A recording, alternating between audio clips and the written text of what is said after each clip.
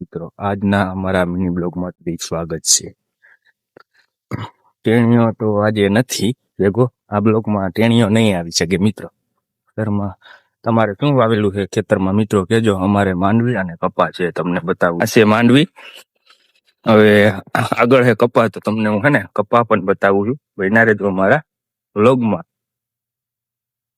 તમારે કેવડો કેવડો મિત્રો કપા થયો હોય તમને અમારો કપા બતાવું. અમારે એવડો કપા થયો છે, શકો છો અમારો પપ્પા. આપણું ખેતર હે આ. હું તમને અમારો કૂવો પણ બતાવીશ.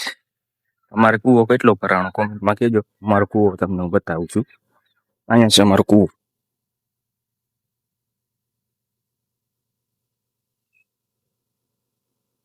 જો અમારે તો કૂવો આખો ભરાઈ ગયો, થોડોક બાકી છે.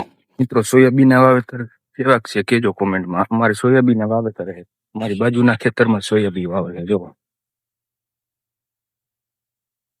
ને તમને મારી વાડીનું લોકેશન બતાવું, ખેતરનું આખું જોઈ બસ. હું અમારી મેળી ઉપર જઈને તમને લોકેશન બતાવું છું.